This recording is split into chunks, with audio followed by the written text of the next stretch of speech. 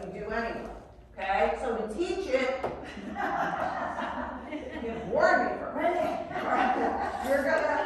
You're gonna move up close. You're gonna say to the dog, not Mark, because Mark is the dumbbell and the gloves, right? Not look or cookie, because that's the go out, right? I say articles and I stand like this. We're doing articles, right? And then Betsy throws a cookie after she clinks the articles together, and the dog learns to look at the article pile very quickly. If they think a cookie is shooting off there, they're going to look there, right? So make sure when you do that, okay, you also have to have the dog look back up at you so they learn. It's not just to look there all the time, right? It's look at me, look, we're doing articles.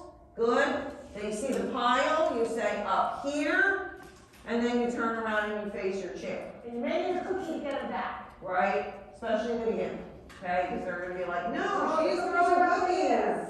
Okay? And we only do that until the dog learns the skill. We don't throw cookies from the pile forever.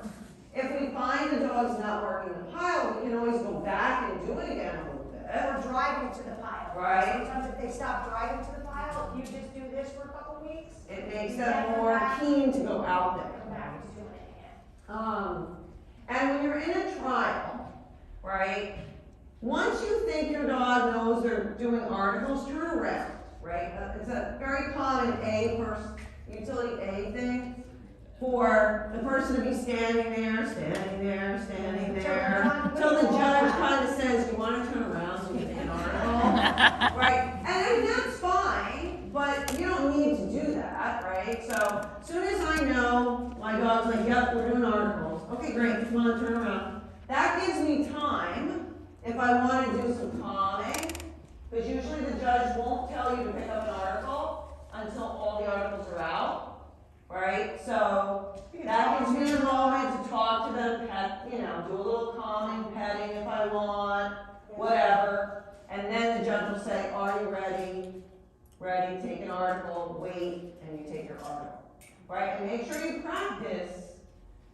Some judges want to move quickly through a class, so they put the article very close to you. So that all you have to do is this. Right? But some judges don't, right? Like John Cox, too. We were like way out here, and the chair was over there, so you had to say, wait, walk out, get it, and step back, right? So sometimes the articles were over here, right? It was too funny, the NOC one year. If the only thing in the ring was articles, and they wanted diagonal.